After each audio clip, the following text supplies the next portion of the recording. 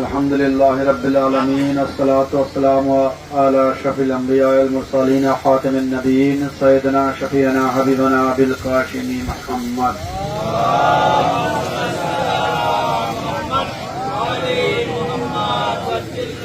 إن الله ملائكته يصلون على النبي يا أيها الذين آمنوا صلوا عليه وسلموا تسليما اللهم صل على محمد وعلى محمد وجل فاجر উপস্থিত বৈঠক পরিচালক আমার পাশে উপস্থিত ঐতিহাসিক মুরলী মেম্বারের পেশ ইমাম জনাব ইকবাল হোসেন সাহেব সহ উপস্থিত মুরব্বিয়ান একরাম, সেখানে আহলে বাইত প্রিয় ভাইরা ও পর্দার মা বোনেরা, সকলকে জানাই বিশেষ করে শাহিদুল শাহাদা কারিমে কারবালা মাওলানা ইমাম হোসেন সালামের স্মরণে আজকে যে শোক মজলিস হচ্ছে, যে 40-এর আয়োজন করা হয়েছে, এর শোক ও সমবেদনা।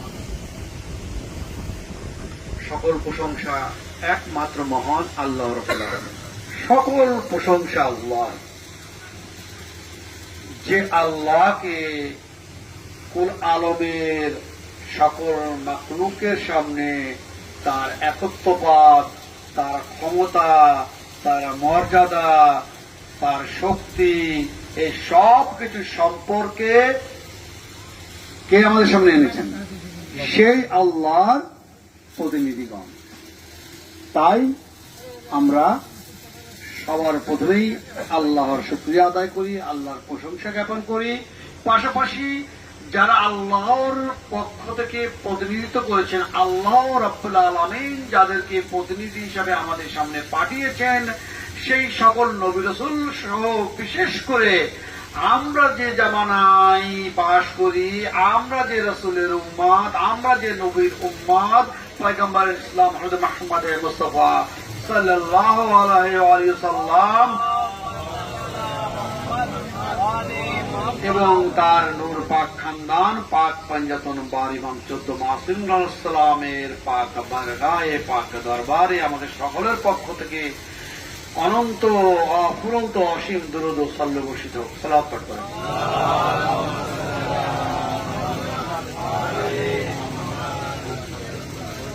তিনারা কে ছিলেন আমি বলেছি যে আল্লাহ রাব্বুল আলামিনের সর্বদয় প্রতিনিধি ছিলেন। আল্লাহ রাব্বুল আলামিন স্বয়ং নিজে তাদেরকে নির্বাচন করেছেন এবং তারা এই জমিনের বুকে আমাদের সামনে সেই বিষয়টি পরিষ্কার করেছেন।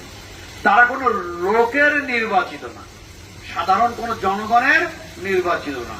তারা ইমানে এতটা বলিয়ান ছিলেন, এই জমিনের উপরে এসেছেন এবং মানুষদের প্রতি আহ্বান করেছেন যে আল্লাহ রাব্বুল আলামিন আমাকে পাঠিয়েছে তার প্রতিনিধি হিসাবে তোমাদের সামনে, এবং নেই কোন ইলাহা একমাত্র সে ছাড়া, আর তার পক্ষ থেকে আমি নবী বা রাসূল হিসাবে তোমাদের সামনে প্রেরিত হয়েছি। যে আল্লাহ রাব্বুল আলামিন বলেছেন যে তোমরা কিভাবে জীবনযাপন করবে, সেই বিধি ব্যবস্থাপনা আমি তোমাদের সামনে পেশ করব। আমি যেটা পেশ করছি এটা আল্লাহর ব্যবস্থাপনা। আল্লাহ যেটাই করতে বলে সেটাকে করো, যেটাকে নিষেধ করে সেখান থেকে নিজেকে বিরত রাখো।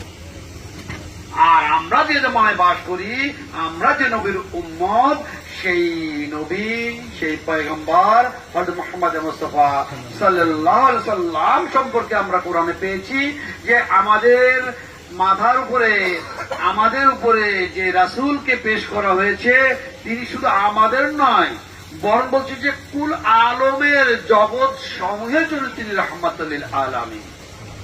কে তিনি? তা বলতেছে যিনি বা জিনারা।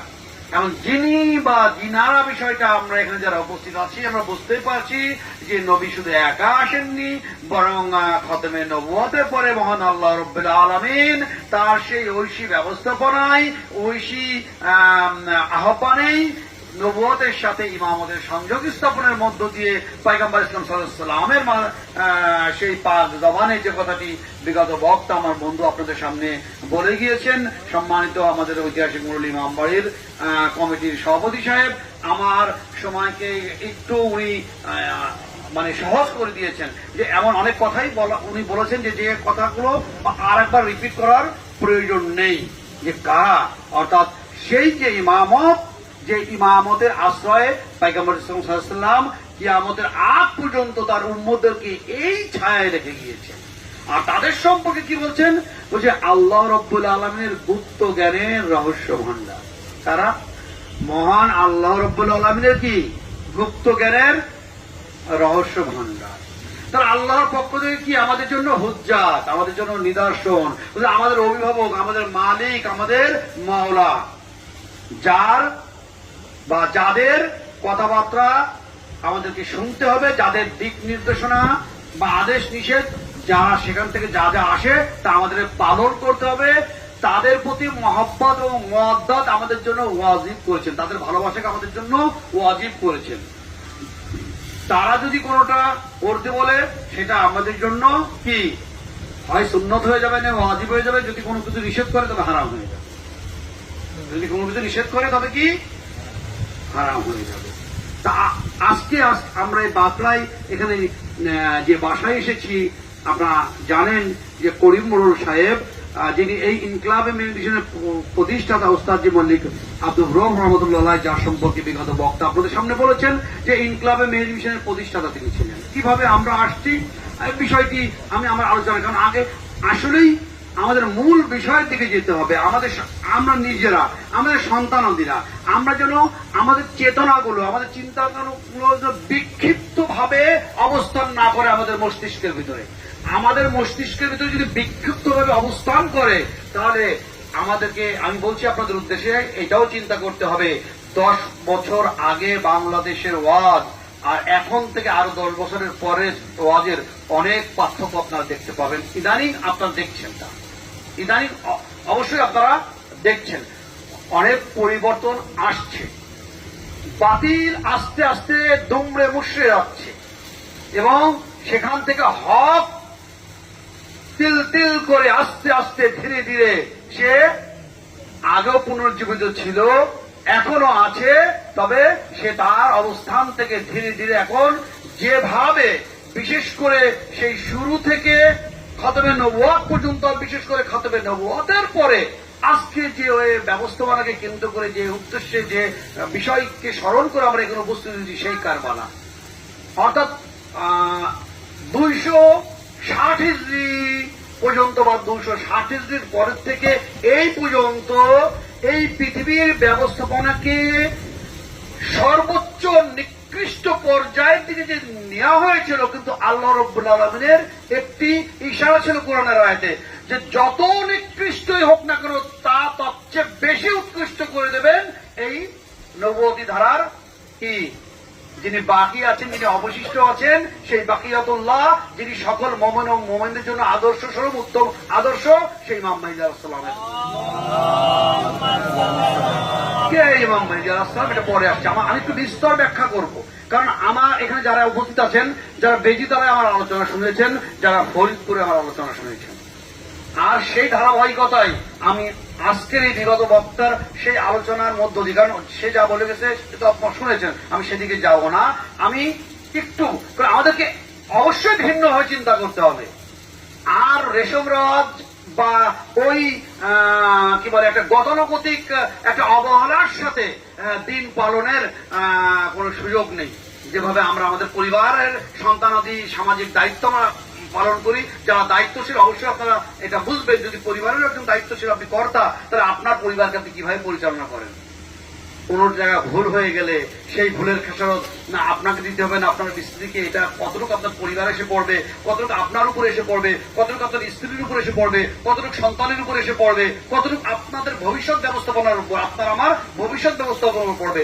ঠিক এইদিকে যেমন চিন্তা করতে হবে দিনকে, যা আমাদের ইহকাল থেকে পরকাল পর্যন্ত, যা অনন্ত অসীমের সাথে সম্পর্ক, এটাকে তার চেয়ে বেশি গুরুত্বের সাথে দেখতে হবে। তাই তো গাজীর খুম নামক স্থানে পয়গম্বর ইসলাম হযরত মুহাম্মদ মুস্তাফা সাল্লাল্লাহু আলাইহি ওয়াসাল্লাম বলেছিলেন যে আমি কি তোমাদের নিজেদের নফস মানে তোমাদের নিজেদের জানের চেয়েও বেশি প্রিয় না তোমাদের কাছে? তোমাদের সন্তান, তোমাদের স্ত্রী, পুত্র, পরিবার, ধন সম্পদ, আল্লাহ যা যা তোমাদেরকে দান করছেন সবকিছুর চেয়ে বেশি ভালোবাসেন আমাদেরকে। আর কি ভালোবাসে তার পরিণাম তো দেখা মৌখিকভাবে সবাই স্বীকৃতি সেদিনকে দিয়েছিলেন যে বেশাক অবশ্যই এই সবকিছুর মধ্যে আমরা আপনাকে ভালোবাসি। আর যে কথা বিগত বক্তব্য বলে গেছিল সেই মানকুন্ত মাওলা আলিউল মাওলা স্বীকৃতি প্রদান করে তার 3 মাস 10 দিন পরে এই অবস্থা যে তারই খাবারে আপনারা বিষ প্রয়োগ করলেন ওষুধের ভিতরে। তাকে তো হত্যা করেছে, পয়গম্বর ইসলাম হযরত মুহাম্মদ মুস্তাফা সাল্লাল্লাহু আলাইহি ওয়াসাল্লামকে হত্যা করা হয়েছে। যাও, এখন আসুন আমরা একবার সেই আল্লাহ, যে আল্লাহকে দেখা যায় না, যে আল্লাহকে স্পর্শ করা যায় না, যে আল্লাহর কথা শুধু সৃষ্টির জিকিরই করছে, সৃষ্টির স্মরণে করছে, বলতে আমার গাছ বৃক্ষ লতা পাতা পশু পাখি সবই আল্লাহ তাসবিহ করে। আমি গতকালকে দেখলাম যে এই প্রশ্নের ভিতরে 4টে টিক চিহ্ন। তা বলছে গাছ কখন ঘুমায়। তা কেউ আমাকে প্রশ্ন করছিল, আমার বাড়ির কোন এক সদস্য, যে গাছ কি ঘুমায় এবার, মানে গাছ কখন ঘুমায়। তাহলে গাছ তো ঘুমায়, তাহলে যদি গাছ এর ঘুমানোর অনুভূতি থাকে তাহলে গাছের জাগার অনুভূতিও আছে। গাছ যখন জন্ম হয়েছে, ও যখন মৃত্যু করবে তাহলে ওর মৃত্যু স্বাদও ও অনুভূতিও তাহলে নিশ্চয় আছে। ওদিকে আমি আলোচনায় যাব না, শুধু ইশারাটা ছেড়ে দিলাম যে আমরা কি সৃষ্টিকে নিয়ে, যেহেতু সৃষ্টির শ্রেষ্ঠ মাখলুক আমরা কি সেই সৃষ্টিকে নিয়ে কখনো এভাবে চিন্তা করেছি? যেমন আল্লাহ রাব্বুল আলামিন বলেছে, হে আমার ইনসান মানুষেরা, তোমরা আমাকে চাও, আমাকে দেখতে চাও, আমাকে অনুধাবন করতে চাও, আমাকে বুঝতে চাও, আমার সৃষ্টির সেবা করো। সৃষ্টির ভিতরে আমি নিজেকে বিলীন করে দিয়েছি। সৃষ্টির ভিতরে তোমরা মনোযোগী হও, সৃষ্টির সেবা করো, সৃষ্টির ভিতরে তোমরা আমাকে পাবা। আমরা বুঝতে পারি, কারণ আল্লাহ রাব্বুল আলামিন তার এই কুল আলমের আসমান জমিন, সে আরশে মুআল্লা, উর্ধ্ব জগৎ, নিম্ন জগৎ, চন্দ্র সূর্য গ্রহ নক্ষত্র, আপনার সমুদ্র নদ নদী বৃক্ষ, এই যে প্রকৃতি, এই সব কিছুর মালিক একমাত্র মহান আল্লাহ। আর প্রত্যেকটি সৃষ্টি হচ্ছে তার আদেশ বা নির্দেশের অনুগত, তারা হচ্ছে তার সৈনিক। তাই আল্লাহ রাব্বুল আলামিন যখন এই প্রকৃতিতে কোন ধ্বংসলীলা চালায়, তখন তার প্রকৃতিকে, তার সোলজারকে, তার সৈনিককে কি নির্দেশ দেয় যে তোমাকে যেটা আমি নির্দেশ দিয়েছি, তোমাকে যেটা আদেশ করেছি, তুমি সেটা করো। আমরা নূহ আলাইহিস সালামের প্লাবন, আদ বা সামুদ জাতি বা বিভিন্ন ব্যবস্থাপনা কোরআনের আয়াতে যখন দেখতে পাই, দেখি আল্লাহ রাব্বুল আলামিন যত আযাব এই জমিনের বুকে রেখেছেন, সব তার প্রকৃতির মধ্য দিয়ে। প্রকৃতি কি এই প্লাবন সৃষ্টি করেছিল, তাহলে আল্লাহ রাব্বুল আলামিনকে মানবেই তার প্রকৃতি। আফসোস যাদেরকে বিষয়ে আল্লাহ রাব্বুল আলামিন মানে গর্ব করেছিল, নির্দেশ দিয়েছিল এবং যাদেরকে মানা উচিত ছিল সবচেয়ে বেশি, তারাই আল্লাহর বিরোধিতা করে বসলো। এই কুল আলম সকল মাকলুকের ভিতরে যে দুটো সৃষ্টি রয়েছে, একটি হচ্ছে জিন এবং ইনসান, যে সমস্ত সৃষ্টির উপরে তাদেরকে প্রাধান্য দিল, যে এই গাছপালা পশু পাখি প্রকৃতিকে পরিচালনা করবে এই মানুষ ইচ্ছা করলে। আমি যখন তখন আমার আয়ত্তের কোন হালাল পশুকে আমার প্রয়োজনে অপ্রয়োজনীয় কাজ আল্লাহ পাক পছন্দ করে না। আমার প্রয়োজনে আমি তাকে যদি হত্যা, এটাকে বলা হয় না, অর্থাৎ আমার প্রয়োজনে যদি তার জান আমি নিয়ে নিই। আমরা যেমন আমাদের বাসায় একটা মেহমান আসলে একটা মুরগি জবাই করি, একটা খাসি জবাই করি বা একটা গরু জবাই করি, তাহলে বলতেছে যে আমি একজনের জানকে নিয়ে নিয়েছি। তো বলছে ওর এখতিয়ার আল্লাহ রাব্বুল আলামিন আপনাকে আমাকে দিয়ে দিয়েছে, কারণ ওর মালিক আমাদেরকে বানিয়ে দিয়েছে। যেহেতু মালিক তার গোলামকে হত্যা করছে মালিকের প্রয়োজনে, এই জন্য এর জন্য আল্লাহ রাব্বুল আলামিন কোনো গুনাহ রাখেন নাই। আমাদেরকে এভাবে দিন ইসলাম বুঝতে হবে। আমরা যখন এভাবে দিন ইসলামকে বুঝতে পারবো, আমাদের জন্য অনেক সহজ হয়ে যাবে। তথাকথিত নামমাত্র শুধু শিয়াদের জন্যই আল্লাহ রাব্বুল আলামিন এই কুল আলম সৃষ্টি করেন নাই। আর তথাকথিত মুসলমান, হিন্দু, খ্রিস্টান, যে যে যায় ধর্মাবলম্বী হোক না কেন, কোন একক গোষ্ঠীর জন্য আল্লাহ রাব্বুল আলামিন এই কুল আলামিন সৃষ্টি করেন নাই। হ্যাঁ, তবে আল্লাহ রাব্বুল আলামিন যাদের জন্য এই কুল আলামিনকে সৃষ্টি করেছে, তাদের মারিফত প্রকাশ করে দিয়েছে, তাদের পরিচয় প্রকাশ করে দিয়েছে। অন্য অন্য ধর্মগ্রন্থেও যেমন আছে, তেমনি আমাদের ধর্মগ্রন্থে যদি একটি হাদিসের দিকেই আমরা ইশারা করি, হাদিসে কেসাতে আমরা স্পষ্ট দেখতে পাই যে হে আমার হাবিব, আর যখন সেই জিবরাইল আলাইহিস সালামের সঙ্গে কথা বলতেছে, আমি যদি আমার রাসূলকে না সৃষ্টি করতাম, আলীকে না সৃষ্টি করতাম, হাসানকে না সৃষ্টি করতাম, হুসাইনকে না সৃষ্টি করতাম, আমি যদি এই পাক পঞ্চতন 12 এবং 14 মাসুমিন রাসূলের এই নূরকে না সৃষ্টি করতাম, আমি এই কুল আলমের কোনো কিছুকেই সৃষ্টি করতাম না। اللهم صل على محمد وعلى محمد এই নূরের একটি পরিচয় এর আগে আপনাদেরকে দিয়েছিলাম। যখন কোনো কিছুকেই আল্লাহ পাক সৃষ্টি করেননি, তখনও এই নূর কোন কোন স্থানে কিভাবে সমন্বয় শুধু একমাত্র পয়গম্বর মুহাম্মদ মুস্তাফা সাল্লাল্লাহু আলাইহি ওয়াসাল্লাম ছিলেন না, এবং এই মুহাম্মাদের নূরের ধারা, অর্থাৎ এই নূরের বংশ, এই নূরের ধারা, এই সিরাজা মুনিরা, এই নূরটি কোন কোন মাকামে কত বছর ধরে আল্লাহ আল্লাহ কোন কোন জায়গায় আল্লাহর কোন নাম জিকির করতেছিল, এই নূরই জিকির করতেছিল। তখন আর কোনো কিছুকেই আল্লাহ রাব্বুল আলামিন সৃষ্টি করেনি, যখন আল্লাহ ছিলেন এবং আল্লাহর সাথে আল্লাহর এই নূর ছিল। আর যেহেতু আল্লাহর নূর ছিল, সেই নূরের পর্দাই ছিল স্বয়ং আল্লাহ। সেই নূরের পর্দা কি ছিল? স্বয়ং আল্লাহ। তাহলে আল্লাহ পর্দা হয়ে দাঁড়িয়েছিল বিদায়, যেহেতু আল্লাহকে দেখা যায় না, আল্লাহকে স্পর্শ করা যায় না, আল্লাহকে পরিকল্পনা করা যায় না, আল্লাহকে আয়ত্তে আনা যায় না, এই জন্য সেই আল্লাহর নূরের পর্দার ভিতরে নূরে মুহাম্মাদের নূর লুকাই দিছিল। আর যখন কোনো কিছুই ছিল না একমাত্র আল্লাহ ছাড়া, আর সেই আল্লাহ যখন বলল যে আমার সৃষ্টি করার, আমার প্রকাশ করার একটি ইচ্ছা এসেছে, কারণ কি, যখন আল্লাহ তার নিজের প্রতি মনোযোগী হলো এবং নিজের মনোযোগীর ব্যবস্থাপনা, যেটাকে আমরা ভাব দ্বারা বলি, মেডিটেশন বলি, মুরাকাবা বলি, মুশাহাদা বলি, অর্থাৎ মনস্তত্ত্ব, মানে আমি আমার ভিতরে প্রবেশ করেছি, আমি আমার নিজের ভিতরে প্রবেশ করেছি। আল্লাহ রাব্বুল আলামিনের এমন একটা অবস্থা বললো, এমন একটি রূপের ব্যবস্থাপনায় তার মনে ইচ্ছা জাগলো যে আমি নিজেকে প্রকাশ করি। আর যখন নিজেকে প্রকাশ করি, তার আগে আমি কি বলে গেছি, যখন কোনো কিছুই ছিল না, আল্লাহ ছিল। আল্লাহ কেমন ছিল কেউ জানি না, কারণ আল্লাহ সম্পর্কে আমরা কেউ বুঝতে পারবো না। আর আল্লাহর ভিতরে যে নূর ছিল, যখন আল্লাহ ছিল আর কিছুই ছিল না, তখনও নূরে মুহাম্মাদের নূর ছিল। যেহেতু আল্লাহর সাথে ছিল, আল্লাহ ছিল তাদের চাদর, এই জন্য ওই নূরকে দেখা যায়। আর যখন এই নূরের বহিঃপ্রকাশ ঘটানো হলো, এই নূরের বহিঃপ্রকাশের ভিতরে আল্লাহ রাব্বুল আলামিন আগে যাদের চাদর ছিল, এখন সেই নূরের চাদরটি স্বয়ং তাদের সাথে ফানা হয়ে যে, অর্থাৎ নূরে মুহাম্মাদের নূরের সাথে ফানা হয়ে সেই নূরকে প্রকাশ করে দিল কুল আলমের, কুল মাখলুকের, আমাদের সকলের সামনে। এই কুল আলমের সামনে যখন সেই নূরকে প্রকাশ করলো, সেই নূরের মাঝে আল্লাহ হারিয়ে গেল। সেই নূরের মাঝে কে? আল্লাহ হারিয়ে গেল। তাহলে আল্লাহ নূর, নূর আল্লাহ, আল্লাহ নূর, নূর আল্লাহ, আল্লাহ নূর, নূর আল্লাহ, এছাড়া আর কোনো কিছুই নেই। হয় আল্লাহকে দেখবেন, নাই তার নূরকে দেখবেন। আল্লাহকে দেখা যায় না কোরআন দ্বারা প্রমাণিত। আর তার নূরকেও কিভাবে দেখবেন বলতে, তারও দুইটি ধারা আছে।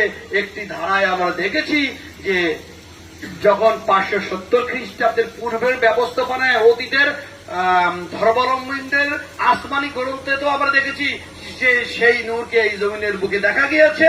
আবার 570 খ্রিস্টাব্দের পরে কিয়ামতের আগ পর্যন্ত সেই নূরদেরকেই আল্লাহ রাব্বুল আলামিন এই জমিনের ব্যবস্থাপনার সাথে সংযোগ করে রাখলেন। কারণ কি, হুজ্জাত বিন এই জমিন খালি রাখা যাবে না, কারণ তাহলে কিছুই থাকবে না। যেখানে আল্লাহ নেই সেখানে কিছু নেই, যেখানে আল্লাহর নূর নেই সেখানে কিছু নেই। কাজে আমরা বুঝে হোক আর না বুঝে হোক, আদম শফিউল্লাহ থেকে হোক বা আদম শফিউল্লাহর আগে কোনো আদম জাত হোক, অর্থাৎ এই ইনসানিয়াতের ব্যবস্থাপনায় এক কথাই, যদি সেই আদমের আগেও জিন সৃষ্টি হয়েছিল, জিনের আগেও সেই আসমান জমিনের যে সৃষ্টির ব্যবস্থাপনা, এই সকল সৃষ্টি কার অনুগত? আল্লাহর অনুগত। আর আমাদেরকে যখনই আমরা এই সাবজেক্টের ভিতরে ঢুকেছি, আমরা যখন এই জীবন্ত কোরআনের ব্যবস্থাপনা সূত্রের ভিতরে ঢুকেছি যে আল্লাহ বলতেই আল্লাহর নূর, আল্লাহর নূর বলতেই আল্লাহ, অর্থাৎ সেখানে খুব একটি সুন্দর মানে এটা মানে ধাম করে আমার মতো আমার পরিকল্পনায় কল্পনা করার কোনো বিষয় নেই, চিন্তা করার কোনো বিষয় নাই। আপনি চিন্তা করতে পারেন, ওর ভিতরে প্রবেশ করে আপনাকে আপনার আমাদের নিজেদের পরিচয়টা নিয়ে আসতে হবে। নিজেদের পরিচয় যতক্ষণ না আপনি আমি আমাদের নিজেদের পরিচয় জানতে পারবো, আমরা সহজে আসলেই মুক্ত হতে পারবো না। আমরা সেই নূরের জ্ঞানের সাথে নিজেদেরকে সংযোগ স্থাপন করতে পারবো না। সালাত পাঠ করেন।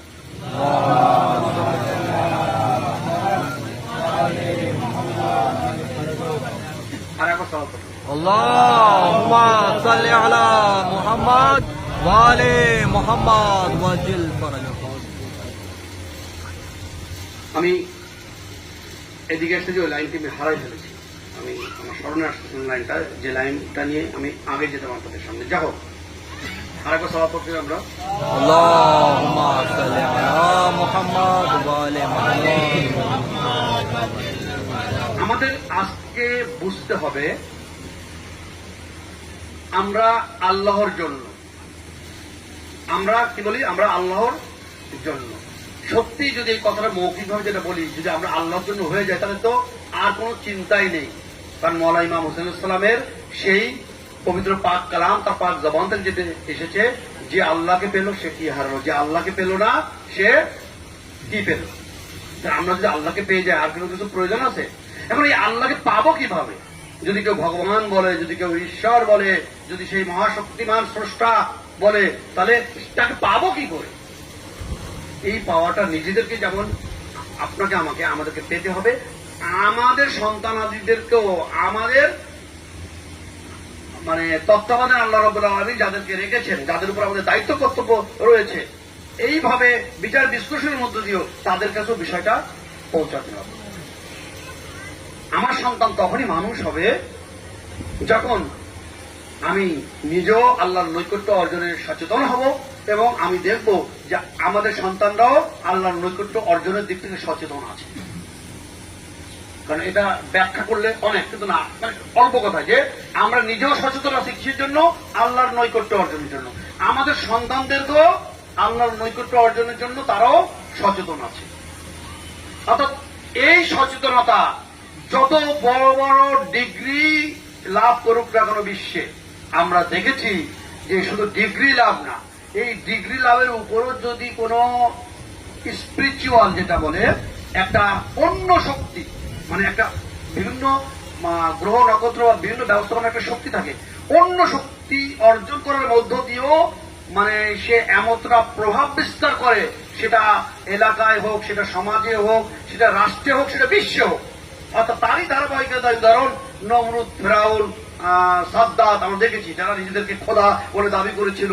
অর্থাৎ এমন এমন লোককেও আল্লাহ রাব্বুল আলামিন সৃষ্টির সামনে কি তার শেষ পরিণামটা কিভাবে পেশ করেছে। আর যারা আল্লাহর নৈকট্য অর্জন করতে পেরেছে, তা যদি একজন মানে পুঁথিগত অক্ষর জ্ঞান যার ভিতরে নেই, তা যদি একজন শ্রমিক হয়, তা যদি একজন কি বলে খুব, আমরা যেটা আমাদের ভাষায় উঁচু নিচুটা ভাগ করি, সেখানটা হয়, তাকে আল্লাহ রাব্বুল আলামিন এত সম্মান দিয়েছে যে তার সম্মানের কাছে কি ওই হারুনুর রশিদ বা আরো যেসব ঐতিহাসিক যে নাম, ও কোনো পাত্তাই পায় না, ও কোনো পাত্তাই পায় না। আমাদেরকে সেরকম ব্যবস্থাপনা, সেরকম বস্তুকে চিন্তা করতে হবে। আজকে আমরা আসলে, আমি আরেকটা লাইন থেকে ঘুরে এদিকে চলে এসেছি, যে এই সেই করিম মোল্লা সাহেব যার বাসায় আমরা এসেছি, যিনি 40 পালন করতেন, এবং উস্তাদের কাছে তার একটি আবেদন ছিল যে 40টা তার বাসায় রাখা হয়। আর তিনি এই আহলে বাইতের উপরে তার জীবন ব্যবস্থাপনা তো এনেছেনই, বিশেষ করে তার পরিবারকেও এই রাস্তায় রেখে গেছেন। আপনার এই যে একজন এখানে আমার পাশে বসে আছেন, বা আরো 2-4 জন থাকতে পারেন, যে এই তো সেই মাঠ, আজ থেকে প্রায় 30-32 বছর হয়তো হয়ে গেছে, বা 28-29 বছর হয়ে গেছে, যে যেখানে এই আহলে বাইতের তাবলীগের জন্য এই বাসা ঘেরাও করা হয়েছিল। এই মাদ্রাসার লোকজন এসে সেখানে তিনি বলিষ্ঠ ভূমিকা পালন করেছিলেন, যে আমার বুকের উপরে যে, তারপরে বাইরে থেকে যে মেহমান আসছে তাদের কিছু করতে হবে, কারণ এটা আমার বাসা, আমার বাসায় অনুষ্ঠান হচ্ছে, এই আহলে বাইতের অনুষ্ঠান হচ্ছে, যদি এখানে ওদেরকে কিছু বলতে চাও তাহলে আমার বুকের উপরে যেতে হবে। সে একটি বাঁশ নিয়ে দাঁড়িয়ে গিয়েছিল। আল্লাহ রাব্বুল আলামিন যাকে সম্মান দেয়, যাকে মর্যাদা দেয়, দেখেন যে সে চলে গেছে সেই 2004 সালে, আজকে 2024 সাল, 20 বছর, এমন একটি বছরও যায়নি যে যেখানে তার বাসায় 40 হচ্ছে না। ইমাম হোসেন সাল্লামের স্মরণ হচ্ছে না, কারবালার স্মরণ হচ্ছে না, কারণ তিনিও এমন এক নূরকে আঁকড়ে ধরে রেখেছেন, সেই নূরের গোলামি করছেন। আর সেই নূরকে যারা যারাই ধরবে, not a Shia, not a Sunni, not a মুসলমান, শুধুমাত্র এই শিয়া সুন্নি মুসলমানের মতো না, যে ধর্মাবলম্বী হোক না কেন, যে ধর্মাবলম্বী ভাই কিভাবে এই রাসূলকে অন্য ধর্মের লোক, হ্যাঁ আমি এই জন্য বলেছি আমরা সর্বোচ্চ 50 লাখ এটা আসেনি যারা প্রত্যেক বছরে 10ই জিলহজ কি মক্কাতে উপস্থিত হন হজ করতে, তাদেরকে বলে হাজি বৃন্দ। হাজিদের একটা আলাদা সম্মান, আল্লাহর ঘরের মেহমান। এই হাজি আল্লাহর ঘরের মেহমান, আল্লাহ স্বয়ং নিজে মেজবান, তাই না? আর আর দিকে আমরা দেখেছি যে ওই জায়গাটাই একমাত্র অন্য কোন ধর্মাবলম্বীদের প্রবেশ করতে দেওয়া হয় না। হিন্দু, খ্রিস্টান বা অন্য কোন ধর্ম কি কাবার ভিতরে প্রবেশ করতে, এটা আমাদের রাসূলের ব্যবস্থাপনা ছিল। কিন্তু সাংঘাতিক বিষয়, এটা কোথা থেকে আসলো, কিভাবে আসলো? যে আমরা যখন দেখতে পাই কারবালার দিকে, কারবালার দিকে যখন আমরা দেখতে পাই, তখন দেখি যে শুধু শিয়া নয়, সুন্নি নয়, মুসলিম নয়, সেখানে সেই গির্জার পাদ্রীরা পর্যন্ত যাদের গলায় কি ক্রস চিহ্ন, যারা সাদা কাপড়, সেই পাদ্রীরা, সনাতন ধর্মাবলম্বীরা বা বিভিন্ন অন্যান্য ধর্মাবলম্বীরাও কারবালায় এসে হাজির হচ্ছে। যেখানে সংখ্যা কত বলতেছে 4 কোটি 3 কোটি 80 লাখ, 4 কোটি 20 লাখ, এই জমায়েত হচ্ছে বিশেষ শপথ। তাহলে একদিকে একটি জমায়েত হচ্ছে হজের ময়দানে 10ই জিলহজ, ঠিক তার 1 মাস পরেই 10ই মুহররম পবিত্র আশুরা যখন আসে, আর তার 40 দিন পরে বিশেষ সফর যখন আসে, দেখি যে এই কারবালা মুআল্লাকে ঘিরে কোটি কোটি মানুষ একত্রিত হয়। আবার এখানে হাদিসও এসেছে, যারা একবার কারবালা ইমাম হুসাইন আলাইহিস সালামের রওজা জিয়ারত করে ফেললো, 70,000 হজের সওয়াব তাকে দান করা হলো। সালাওয়াত পড়ুন। আল্লাহুম্মা সাল্লি আলা মুহাম্মাদ ওয়া আলি মুহাম্মাদ ওয়াজিল ফরজাহ। ভাই 70,000 হোক আর 70টা হোক, কি সাংঘাতিক বিষয়। আমার জীবনে প্রত্যেক বছরে একবার হজ করব, তাহলে 70 বছর বাঁচলে 70 বার হজ করব, তাহলে সেখানে 70,000 কি হজের সওয়াব। এমন কি ব্যবস্থাপনা, এমন কি বিষয় ওই জায়গাটা ঘটেছে যে আল্লাহ রাব্বুল আলামিন এতটা বলন্দ করে দিলেন। আসলে মুক্তির উপায়, সৃষ্টিকে মুক্ত করতে হবে, সৃষ্টিকে মুক্তি দিতে হবে। আল্লাহ রাব্বুল আলামিন বারবার বলেছেন যে নির্দেশের গোলামি করা, অর্থাৎ আল্লাহর নির্দেশের যারা গোলামি করবে, আল্লাহ রাব্বুল আলামিন তাদেরকেই একমাত্র তার বান্দা বা বান্দী হিসাবে কি গ্রহণ করবে। ইবাদত বন্দেগীর ভিতরে, এই ইবাদত বন্দেগী সনাতন ধর্মের ভিতরেও আছে, ইসলামী ধর্মের ভিতরেও আছে, মুসলমান ধর্মের ভিতরে আছে।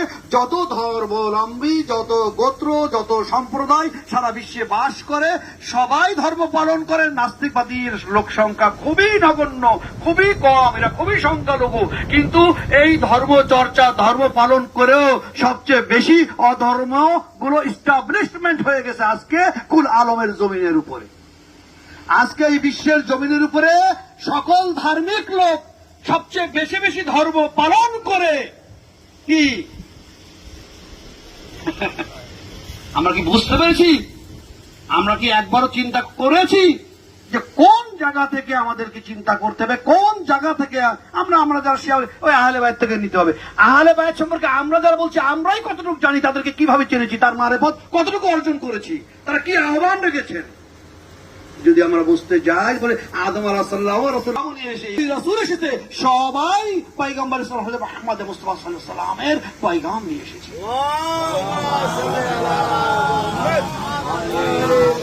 সবাই এই রাসূলের বংশধরের মর্যাদায়, সম্মানে তারা তাবলীগ করেছে।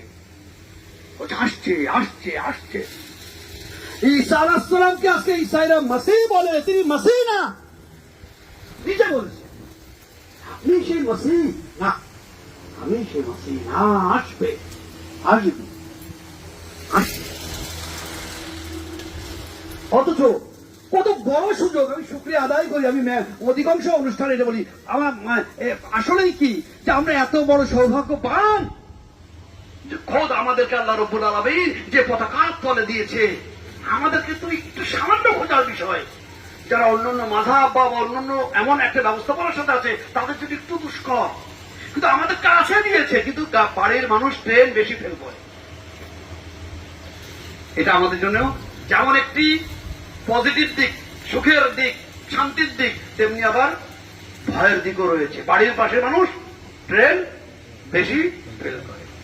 আমার ভিতরে আমি ভালো কাজ অর্জন করিনি, আমি ইমানদার দোহাই দিয়ে দিয়েছি, আমি সব মহৎ বা সেই মহান মহান ব্যক্তিদের দোহাই দিয়ে দিয়েছি, কিন্তু আমি একবার চেষ্টাও করিনি, শুধু মুখেই বলে গেছি, নিজের থেকে কোনো চেষ্টাই করিনি নিজের পরিবর্তন হওয়ার জন্য। কিন্তু আল্লাহ রাব্বুল আলামিন তার সেই নূরকে আমাদের প্রত্যেকের সত্তার সাথে, যে আমি জীবাত্মা, আমি সেই নাফসের উপরে প্রত্যেক নাফসের সাথে নূর দান করেছি, প্রত্যেক সত্তার সাথে সে নূরে মোহাম্মদের নূরের একটি সংযোগ স্থাপন করছে। কেউ বলতে পারবে না যে এই পয়গাম আমি পাইনি, বা এই নূর থেকে আমাদেরকে কি দূরে রাখা হয়েছে বিধায় আমরা এই নূরকে চিনতে পারিনি। এ কথা বলার পুরো কি পরিবেশ আল্লাহ রাব্বুল আলামিন রাখেননি। এখনো চলমান বুঝি, এখনো সুযোগ আছে। আমরা যেটা এখানে জিয়ারতে আলে আসিনে বা কিছু দোয়াতে এভাবেই পড়ছি, যে ততক্ষণ পর্যন্ত, যতক্ষণ পর্যন্ত যুগের ইমামের কি জোহর না হয়ে যায়, একটি সুযোগ দিয়েছে। আজকেই এখনই জোহর হয়ে গেল তো বলতেছে কি তওবার দরজা বন্ধ হয়ে গেল, তওবার দরখাস্ত বন্ধ। যদি এখনই যুগের ইমামের জোহর হয়ে যায় তা কি তওবার দরজা কতক্ষণ বন্ধ খুলে রেখেছেন? কেমন নিয়ামত, কখন আসবে, কখন আসবে? ওনারা তো ক্ষমাশীল, ওনারা তো দয়াবান, ওনারা বলতেছে যে না আরো আছে, আরো আছে, আরো আছে। জান্নাত, জান্নাত, জান্নাত মানে কি? আমরা লোভের সেই জান্নাত না, স্বয়ং জান্নাত কে? স্বয়ং জান্নাতি বিবি যারা, স্বয়ং জান্নাতি ইমাম হাসান। তাই বলেনি যে হে আলী, সেদিন তোমার অনুসারীরা আমাকে ঘিরে থাকবে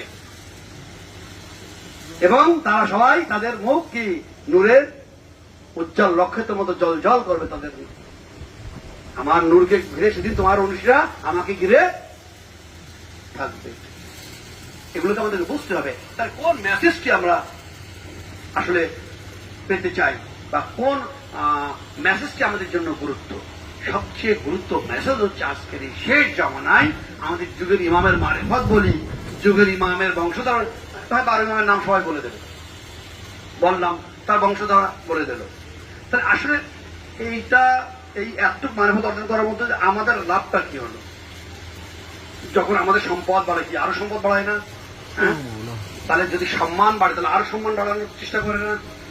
যে যত সম্মানের অধিকারী হবে, যেমন উদাহরণ এই দিকে দিই, যে যত জ্ঞানের অধিকারী হবে তত কি সে আল্লাহর সেই মারফত সম্পর্কে, আল্লাহর সেই পর্দার ভিতরে সে বেশি বেশি প্রবেশ করবে, আল্লাহ সম্পর্কে সে বেশি নলেজ রাখবে। এটাই তো স্বাভাবিক।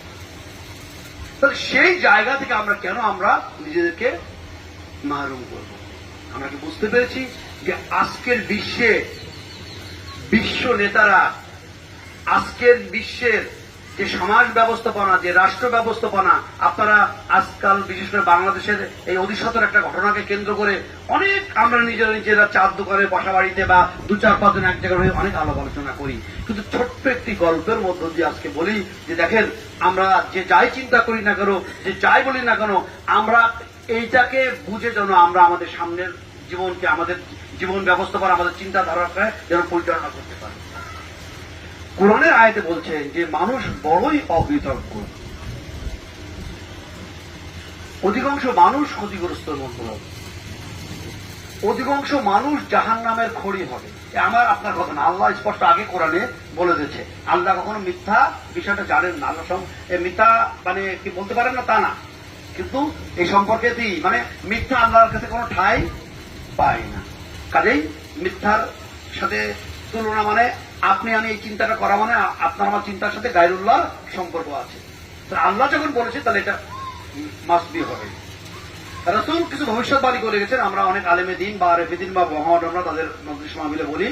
আর সেই ভবিষ্যৎবাণীর কথা যদি আমরা বুঝতে চেষ্টা করি, ভালো করে বুঝে নেন যে শেষ জামানায় যুগের ইমাম যখন আসবে, তা বলা হচ্ছে, একটা হাদিস এভাবে আসছে যে তার কষ্টের কারণ হবে যে জুলফিকার দিয়ে তথাকথিত অনেক বড় বড় আলেমে দ্বীনদেরকে হত্যা করা হবে তথাকথিত, মানে আসলে তারা আলেম না, কিন্তু ওই পাগড়ি বা ওই ইগুলো পড়েই তারা একটি মানে শেখ সেজে তারা কি ইমামদের ভিন্ন ব্যবস্থাপনায়, মানে ইমামরা যে ব্যবস্থাপনা দিয়েছে সেই ব্যবস্থাপনার দিকে দিক নির্দেশনা না দিয়ে তাদের নিজস্ব চিন্তা চেতনার দিক নির্দেশনার মধ্য দিয়ে পরিচালনা করার জন্য তাদেরকে হত্যা করা হবে। এবং সেটা কোথায় ঘটবে? সেটা কমে ঘটবে বিবির রওজার ওই পাশে, ওই নহরটা বলা হয়েছিল রক্ত রক্ত হয়ে যাবে, এমন একটি ইশারা আমরা পাই। ইমাম যখন জহুর হবে তার লস্করে বলা হচ্ছে তার সর্বোচ্চ সবকিছু মিলে ৮০,০০০ শুধু তার সেনাবাহিনীর ভিতরে থাকবে। কত হচ্ছে? ৮০,০০০। তাহলে এখন যারা যুদ্ধ করবে এখন সমর্থনকারী সব মিলে আমি যদি সর্বোচ্চ ২ লাখ হোক, ২ লাখ নেই, মতন করে আপনার ২০-২৫ হাজার